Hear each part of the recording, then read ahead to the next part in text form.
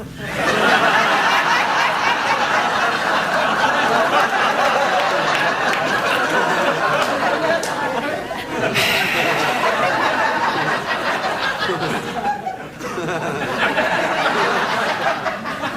don't like this hat. I think it's bad luck. No, I do. I think this hat's bad luck. I think it's cursed.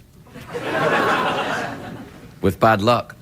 And I'll tell you why, because I wore this hat once, you know, in one of the early shows, I guess maybe the third, fourth show I did, and it was a bad show.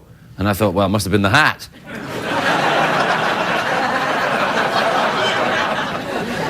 But looking back, I think maybe the hat was innocent. And then I'm wearing it now, and I can already feel this show begin to suck more than usual.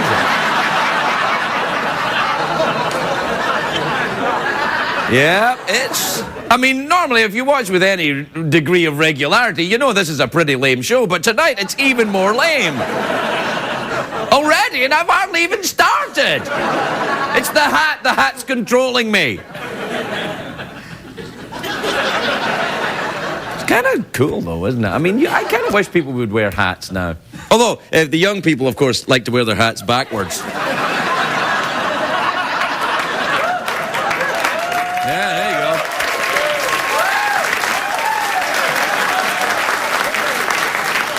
Hey, look at that. All the kids will be doing that now on the Tweety book and everything. They'll be doing all that. The Tweety book. The Tweety book. Yeah, you know, you wait and see Justin Timberlake's next video. He'll be wearing a hat like this. Maybe. Maybe he won't, because they're bad luck, these hats. Look, the bad luck is transferred to you. You're watching this crap. There you are, bad luck. I'll take it off. Oh, the show's better already. Well, very bad. It's hard to stay up. It's been a long, long day, and you've got the Sandman at your door. But hang on, leave the TV on, and let's do it anyway. It's okay. Tomorrow's just your future yesterday. Ladies and gentlemen, Craig Ferguson. Yep. Hi. Come on in. Hi, everybody. Welcome. Welcome to Los Angeles, California. Welcome to the Late Late Show. I am your host, Stevie Craig Ferguson. Thank you. That's enough. All right. Thank you. Thank you. That's enough. Come on. Now, wait. Please. That's enough. There's a recession on. Come on.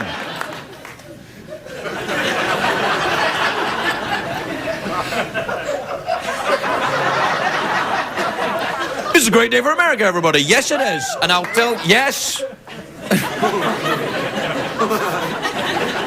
I'll tell you why. Great news from Wall Street today. Great news. The stock market is up for the second straight day. Hooray! We're in the body. We're in the body. Whew, I'm glad the recession's over. We've been up for the second straight day on Wall Street. If it was an erection, we'd need to call the doctor. Apparently. Although some areas the economy's still bad. It's a very sad day for Sesame Street. Here's how bad the economy is. Sesame Street have had to lay off 67 people.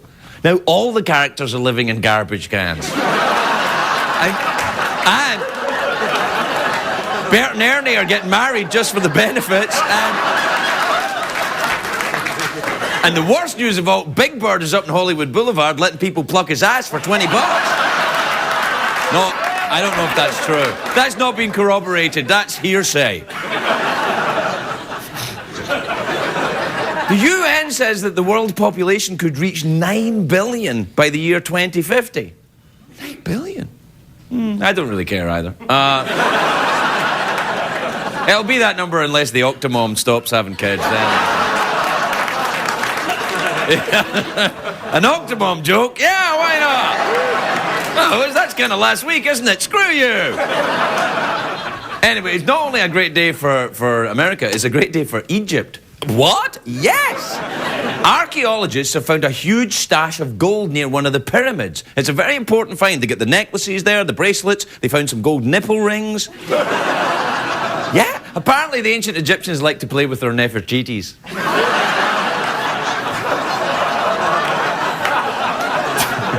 You're welcome, ghost of Benny Hill. Anyway, the gold they discovered may have belonged to a queen named Hatshepsut. Queen Hatshepsut. At the time of Queen Hatshepsut's reign, she was the richest woman in the world. She was the Oprah of ancient Egypt. And they found a golden cat in this tomb. Ancient Egyptians thought that cats represented wisdom. That's why the Sphinx is half human, half cat. I know. Very frightening. Do we have a picture of a half human, half cat? There you are, look at that. Scare the pants off you, that. Can I see that again? Oh. You better answer my question! Anyway, there's a lot of concern amongst the archaeologists that the pyramids are decaying more rapidly than ever. See, the problem is the desert's right there and the wind blows the sand right into their cracks. That's the pyramids' cracks, not the archaeologists' cracks. They've got protective clothing on. Anyway, Egypt, of course, in its history, you're saying, Craig, you're probably thinking, how many times has Egypt been conquered through the years? Well, I don't know. What is this, the History Channel? I don't know. But Egypt's been conquered many times down through the years. The Romans conquered Egypt. Julius Caesar had an affair with Cleopatra. Then Cleopatra had an affair with Mark Antony. And then now Mark Antony is married to J-Lo.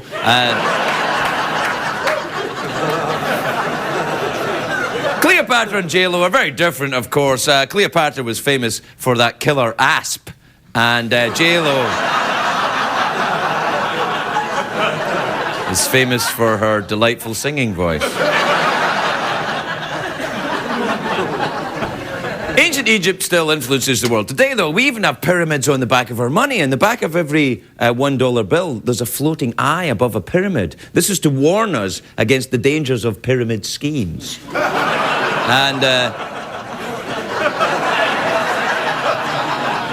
And maybe the danger of taking too much acid. That might be the day.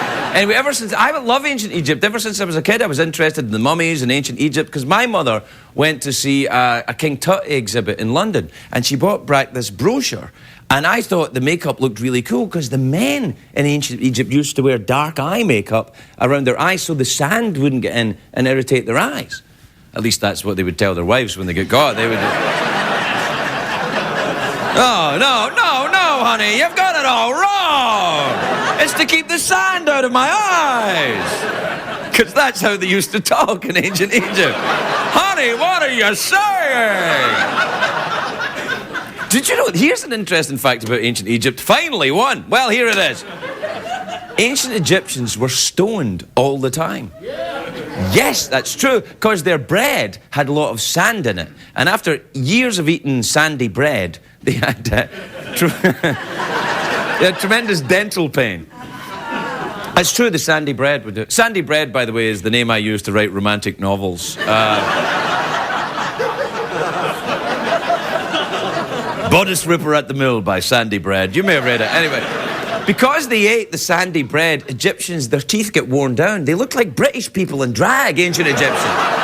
They were like, eye makeup, and it was like Monty Python back then. But to ease the pain, they drank a lot of beer and they got stoned off the new wonder drug at the time from the East then, opium. Oh. Is it any wonder I am fascinated by these people? They were stoned, they were drunk, they were working in construction, and they were wearing eye makeup. It was my life in the 1980s. That was me. I was an ancient Egyptian. And do you remember that Bangle song, Walk Like an Egyptian, right?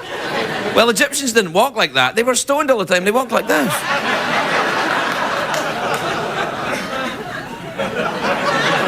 I like that song, Walk Like an Egyptian. But the follow-up didn't do so well. What was it, like Fart Like a Samoan or something like that? I would like to go to Egypt. I've never been, but I would like to go so I could ride a camel and see the pyramids. Because the only pyramid I've seen close is the Luxor Hotel and Casino in Las Vegas. The Luxor is what pyramids would look like if they'd been decorated by drunken homosexuals. Wait a minute, I think they were decorated by drunken... No, I do love the Luxor. That's where Carrot Top plays. And, although it's not quite the same as seeing the real pyramids. The real pyramids are surrounded by camels, but the Luxor is surrounded by hookers. Camels and hookers, both fun to ride, of course. And if you're lucky, you get 2 humps. So right there's a 7. All right, we better take a break. We'll be right back.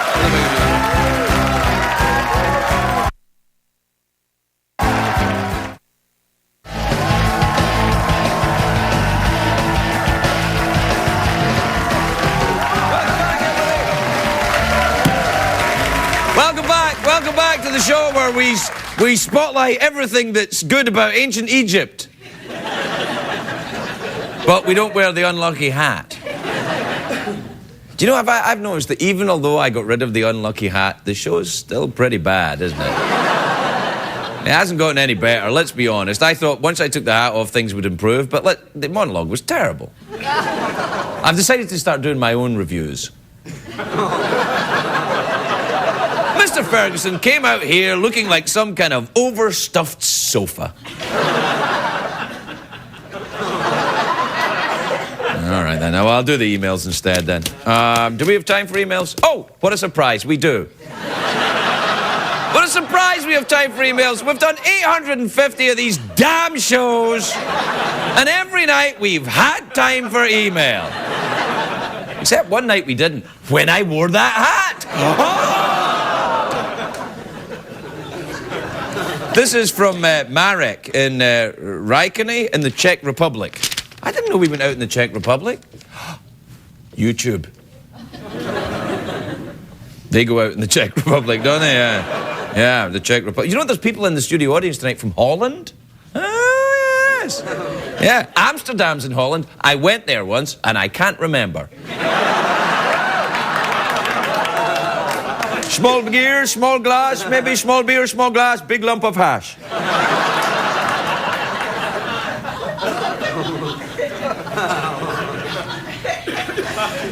Marek says, Dear Craig, what is your favourite iPhone app? I have no idea what that means. No, I tell you my favourite iPhone app, actually, is I have an iPhone. What? You have an iPhone, Grandpa? Yes, I have an iPhone. iPhone on it. No, I do have an iPhone, and my favourite app on the iPhone, I have 2. One is Scrabble. I enjoy the Scrabble. I think that was $3.99, but worth every penny. And another one is one called Aero Weather, which because I like to go in airplanes, and it tells you the weather at airports, which is sometimes important. That's Aero Weather. It's free, that one. Free, but you have to buy the iPhone, which is like $1 million. So, right. This is from Tracy in Coon Rapids in Minnesota. Minnesota! Oh, yes. Minnesota. She says, Dear Craig, were you born funny or were you hit in the head by something?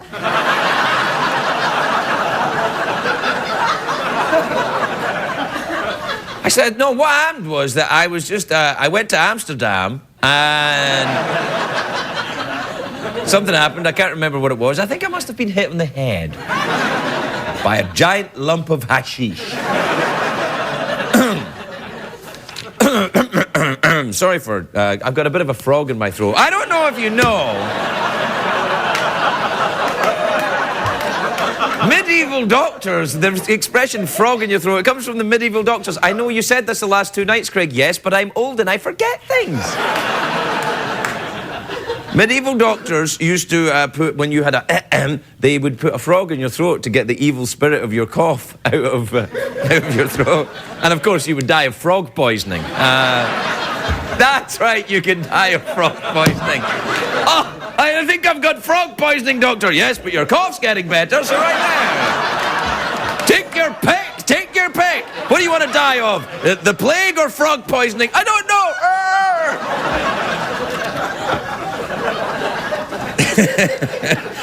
The great frog poisoning epidemic, which of course decimated Holland right back there. And in the 1980s, Dutch people were running, screaming from their houses as the frogs wearing clogs. That's right. Frogs wearing clogs. You may remember. No. Frogs wearing clogs, who later became famous in the poem A Giraffe and a Half. Frogs wearing clogs. Are they in that? If they're not, they should be. Anyway, the frogs wearing clogs attacked the people of Holland. It was a terrible mess. Right. Well, we better move along. This is from Angela in Salt Lake City, which thankfully is in the United States of America. Yes. Oh, no, don't.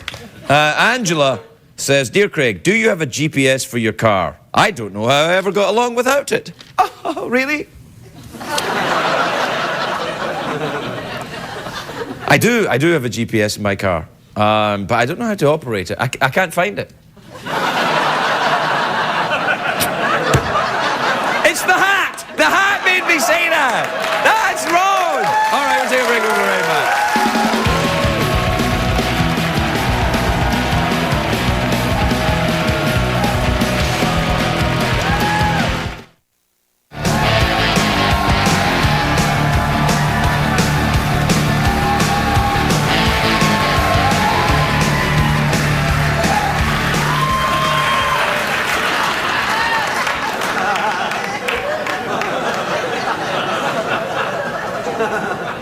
Welcome to Amsterdam, Mr. Bond. Please don't be alarmed by my pet frog, Cloggy. I only have him because I've got a bit of a... There you are. Oh, that's cleared it right up. There you go. Oh, great. Don't blame me, blame the hat. That's all I'm saying. Anyway, it's a very... you know what? Welcome back, everybody. And it is a crazy time in the late-night television, of which I jokingly am part of. Conan O'Brien is moving to 11:30, and the NBC. Jay Leno is moving to Law and Order. He's 5 nights a week. Right here at CBS, our executives never stop working to try and deal with this crisis in the late night. It's very... I sat down with one of them today. It was an enormously... Oh, wow, I can't believe...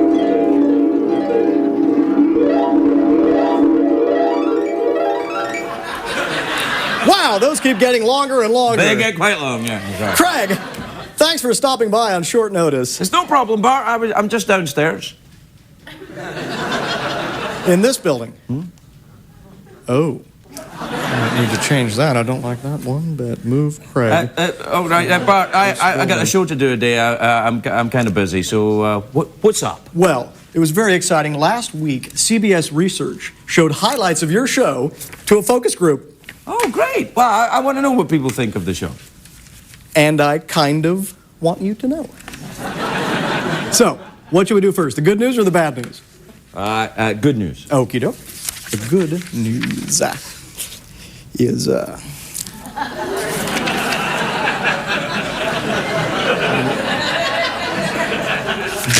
Fine. Give me the bad news, then.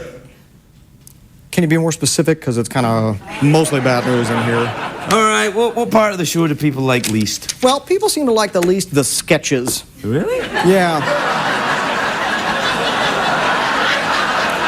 You know when you roll like a flimsy set onto the show and then you have some B-list celebrity insult you? Really? I kind of like those things. That's because you're a moron. They also seem to think it's weird that you wear a wig even when you're playing yourself.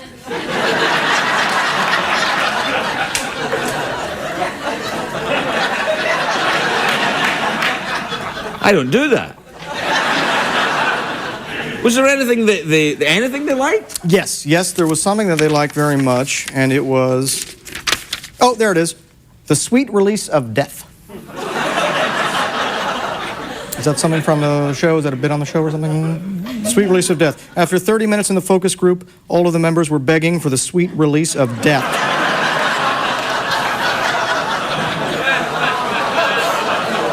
We don't have a sketch called The Sweet Release of Death. That's weird. If you don't have a sketch, then...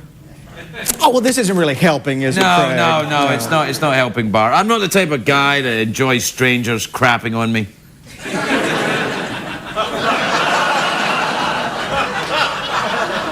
I doubt that very much, Craig. I've seen your Facebook page. Is there anything positive in the report? Yes. Yes. As a matter of fact, there was something positive in the report, Craig. Thank goodness for that. They like your sexual ambiguity. My what? Especially when you say, I'm not gay, I'm not straight, I'm European. That's you. That's me? you. That's exactly you to a T. That was me doing you. Wow. I'm European. Really? I never knew I did that. Well, it's good. At least I've got something positive to say. Yes. That's nice to hear. Craig, you know what? I'll tell you what. Why don't we just set aside a time where we can go over the rest of the results in depth, okay? Sure. We'll have another meeting. Yeah. Maybe we've had enough meetings. What do you say we do dinner and a movie? Maybe we could check out that new picture, I Love You Man, from DreamWorks Pictures, opening March 20th.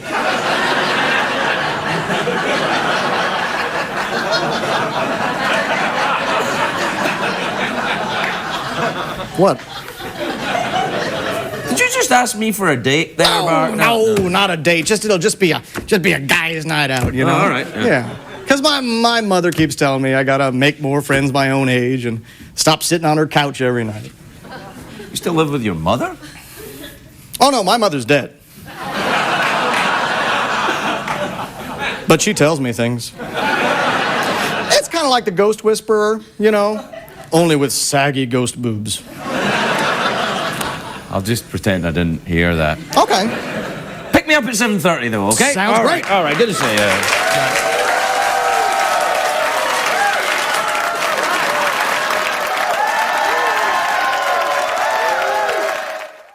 My first guest tonight is in a new film called The Skeptic, which opens May the 1st. He's also in the Private Practice show, which is on Thursdays on ABC. Take a look at this. And while you're at it, will you consider backing off with Jill? She's in my office, and her body is a mess. Her muscle pain is unreal. Well, she's injured. She was injured before the attack. You were treating her. For a rotator cuff tear, she was getting better. Her treatment was nearly done. Since the attack, her injuries are not muscular. Pulling up those memories, that's what's eating If it. I can walk her through the attack, then I can desensitize her to the memory. She wants to get this guy who did this to her, so she remembers she can put him away and have her life back. That's interesting. Sometimes you think it's better to know, and others, denial works for you.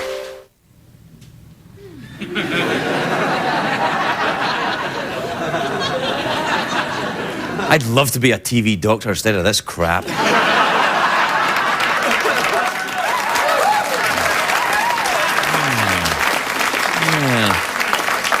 I don't know. I'm going to need some FCCCs and some penicillin and some other things. Yeah. Yeah, you're right. I'm better off where I am. All right. Please welcome Tim Daly, everybody. Tim Daly.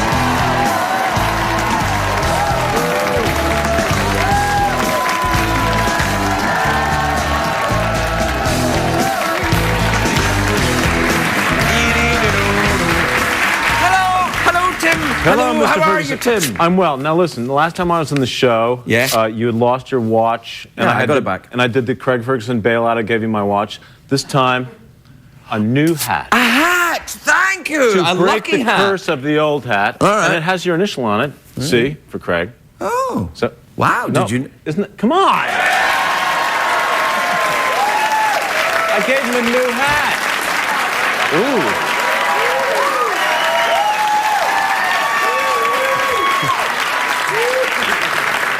And did you think we planned? I didn't plan that. Really? You really brought me a hat?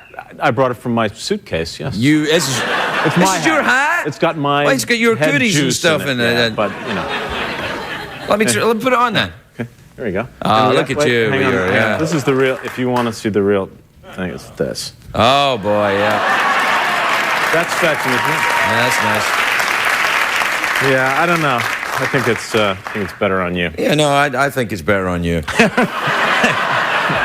Yeah. All right. Do you want the big golden ancient No, Egypt hat? that's fine. No, the unlucky hat, no, thank you very Yeah, much. yeah. It's, It's not unlucky to you, it's just unlucky to me. It might be lucky for you. No, it's unlucky to pretty much everyone that comes in contact with it. Yeah, it's a pretty unlucky hat. Yeah, I know. You're right. It's not actually from unfortunate, ancient Egypt. It's Oh, really? No, it's from a... Don't you know anything? Oh, see, there you go with the TV doctor thing. Do you enjoy doing the TV doctor? I do. I mean, you know, I play this doctor of alternative medicine, this complementary medicine doctor, which is very interesting because I get to do all the What is complementary medicine? It's like you say, thank you for that horrible cold that you have. Yeah, thank you for that. Oh, your cold's Yes. lovely. Yes, That's really nice. That's a beautiful That's the best hernia. broken arm I've ever love seen. your hernia. No, it's stuff like, you know, acupuncture and Acupuncture? Yes. I've had that. I know. It's something. I've had it too. Do you like Really? it? Yeah. I like that a lot. acupuncture, herbal medicine, you know, Oriental medicine, stuff like that. Right. Yeah. Yeah, that's nice. That's what I do, yeah. Where did you get your acupuncture done? I mean, what part of your body? You know, actually, I want to tell a story, but I really can't. Oh, well, you've come to the Because right there's place. an You're not helping me here, Tim. on the set, there's this acupuncture chart, and there's this one point. It's a man, clearly a man on the acupuncture chart. Oh, you can tell by his penis. Yes, as a Right, matter okay, of fact.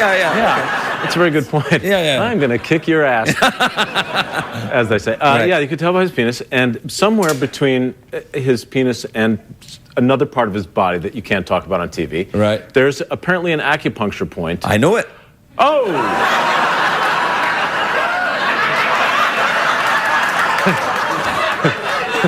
Well, you seem to think I'm in some way tainted by knowing that information. But what's funny about it is that every time... Is that an acupuncture? It is. Every time... No, when I'm at acupuncture, Yeah, buddy. me neither, pal. Yeah. But every time we do a scene on that set, somebody has to go and put a piece of sort of moleskin over that particular... Moleskin, you say? Well, to hide the point, because Right. they apparently No, they why don't want... why does a mole have to die so that you don't... Why don't you just take the chart down and put another chart up? That's a very good You question. put a Rush poster or something like that. Something that an alternative medicine doctor would have in his office. A Rush poster or something by Blue Oyster Cult, maybe, or something. But then an oyster would have to die. The Blue Oyster Cult. No. Okay. You know nothing about alternative rock, Tim, I don't- clearly. I don't. Actually, I don't know that Blue Oyster Cult count as alternative rock. Did you ever go and see Blue Oyster Cult or I never Rush? did. I never did. Rush are Canadian, you know. I know. Yeah, Isn't that odd? Canadian rock band. Yeah. I think they're the only one. Yeah, rock and roll doesn't seem like a very Canadian pursuit to me somehow. Which, Although Neil Young... Neil Young's Canadian, there you are. Or used to be. Well, no, he's still Canadian, I think. Yeah. You used to be something else, right? Now you're American? I'm American now, yeah. Putatively? I was never Canadian. I know that's That's for damn sure. I know. Yeah. Actually, the interesting thing about Canadians that I always think is that they're very terribly polite people, always saying sorry, everything's nice, and they're very friendly. You put a hockey stick in their hand, they turn into psychopathic killers. Well, it's all that repression, you know. Yeah. I mean, you see the Canadian Olympic team. They're like, we're number 3. We're number 3. It's very odd, that whole psychological. Yeah, no, they thing. are. Do you ever go up to Canada much? Not anymore. Not after I just said that. Yeah. The hockey players. Yeah, you don't want to do Yeah, that. They I'm will done hurt you, with these that. people. I know. Yeah, I know. Do you play hockey? Are you a sportsy guy? I am a sportsy guy. As a matter Really? of fact, the reason I have that silly hat that's over on the chair now is because I'm going skiing tomorrow. I feel the need to endanger myself every so often, so... Skiing's not that dangerous. I've done it. Well, what kind of skiing are we talking about? Downhill. Downhill skiing. Oh, I see. The dangerous kind. I like to just ski either along a straight line or uphill. I do uphill skiing. It slows you down, but it's it's safer that way. I've got responsibilities. I know you do. I know you do.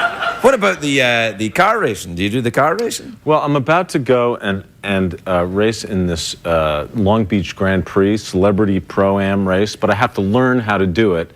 And I have very low expectations, but once again, I feel obliged to scare the crap out of myself every decade or so. So I think I'll give it a try. I know. Will you do the skiing before or after the car race? Before. Oh, Yeah. you're living on the edge, then.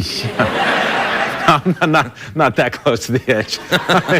All right, you're kind of I in the live middle near quite the edge, comfortably. Yeah. But it doesn't sound the same. Woo, living in the middle quite comfortably. Yeah. It's not really that frightening. Yeah. What kind of car do you drive though in these races? I don't know.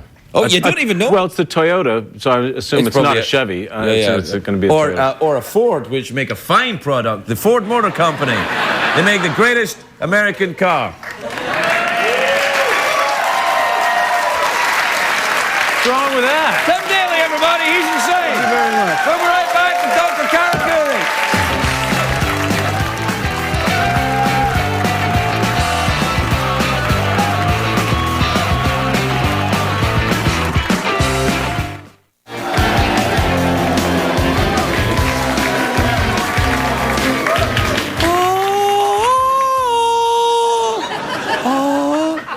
The cost of death.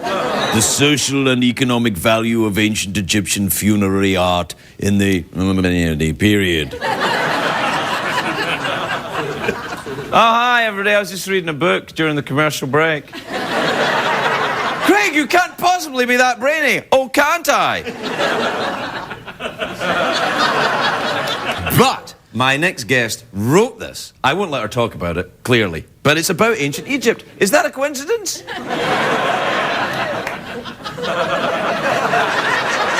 Yeah, it's a coincidence. She's a good friend of the show. She's an archaeologist and an Egyptologist. I didn't know the... Anyway, please welcome Cara Cooney, everybody. Dr. Cara Cooney.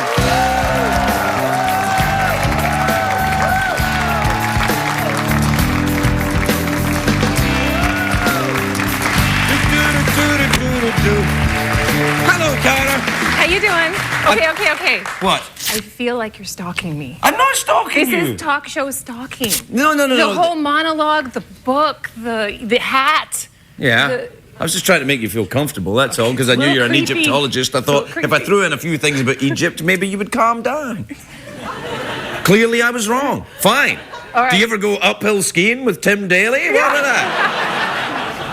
No, I cannot believe you just showed this I on know, this is- national this is- television. It's This is a bizarre. very expensive book, though, isn't it? Yeah, it's like $120 because it sells in euros. It's Leiden University. You keep talking about Amsterdam, right? Right, yeah. It's right next door. So you go to Schiphol. What? Excuse me? Schiphol, it's the airport right next to Amsterdam. Oh. So you fly into Schiphol. Instead of going to Amsterdam, you go the other direction, you go to Leiden. That's where this book was born. So it's 80 euros, but if you transfer that into dollars, it's like $120, $140. You can't get it on Amazon. there's not even so any you can pictures show in it, it. but they can't buy it, and they only, it's for institutions, academics, I mean, so, they can try to buy it, but there's not that many. Look, I don't want to hurt your feelings. They don't want to buy it. And I'll tell you what. It's too ahead of them. It's too ahead, because this is your expert's book on ancient Egypt. What I want to do is get a brief overview of ancient Egypt for the folks here who are clearly fascinated by the whole Right thing. here, right now, when 7-minute when overview? I put that, yeah.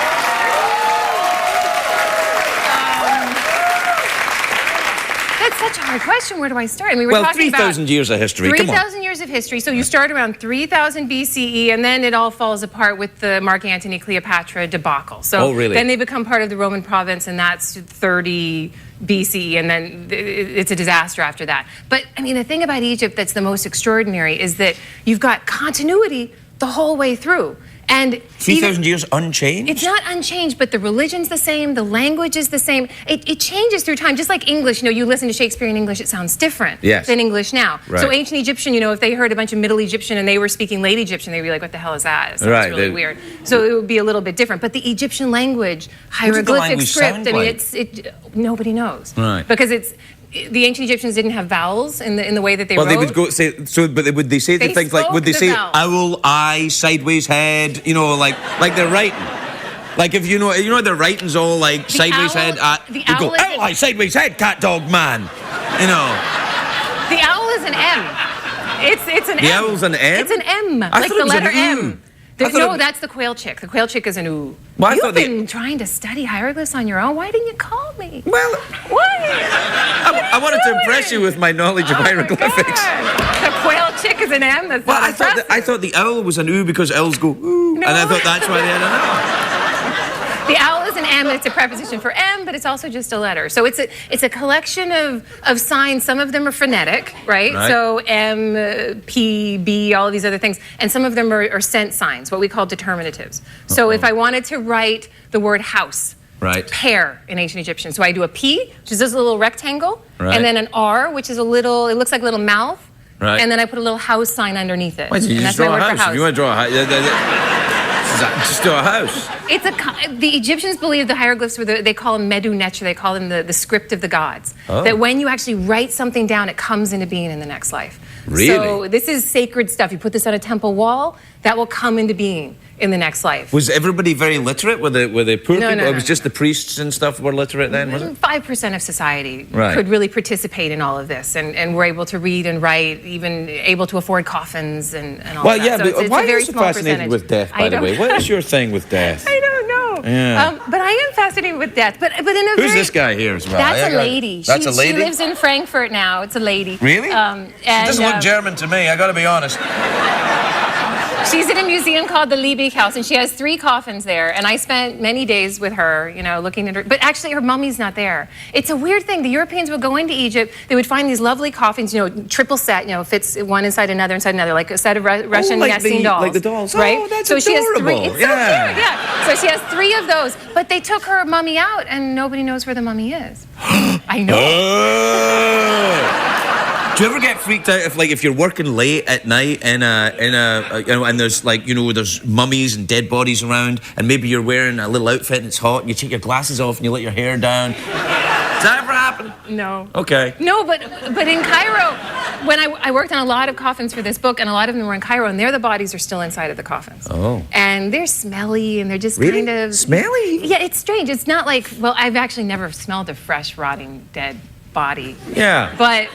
There's imagine- no business like show business. I imagine it would smell bad. Yeah, But I'm sure. a 3,000-year-old dead body, it smells musty, and, Yeah, if like- it's badly mummified, it doesn't smell very good. Right. You want to be cremated, you want to be buried? Which do you want? I think probably There's a lot of choices. no cremated. A lot of choices. Cremated. You go to your local funeral parlor, and they're going to be like, we can do this. Well, this, they're this. not What going to be kind of coffin asking do you me, want? are they? I mean, They could.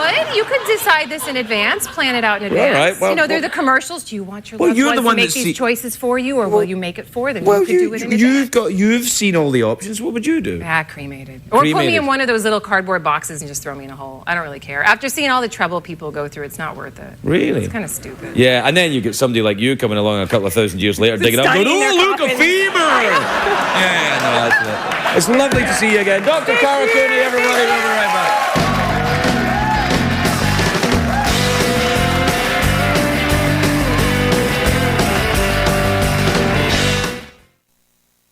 What did we learn on the show tonight, Greg?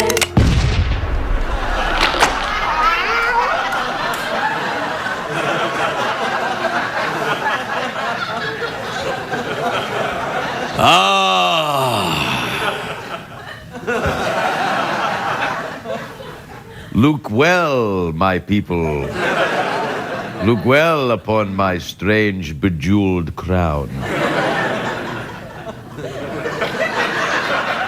For I will wear it no more.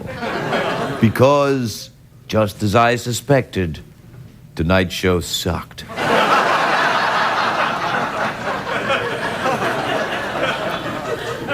Which just goes to show you that something funny we'll add later will be...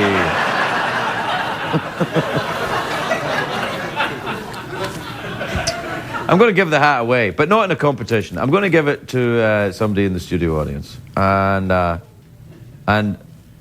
know that there's been a lot of trouble recently. Come with me, if you will. There's been a lot of trouble recently. I'll go into the dark, but just follow the glimmering hat. There's been a lot of trouble recently between America and Holland. People have been saying that maybe our countries aren't as friendly as they used to be. We were renowned for our friendliness with those flat-landed, hashish-loving sex maniacs.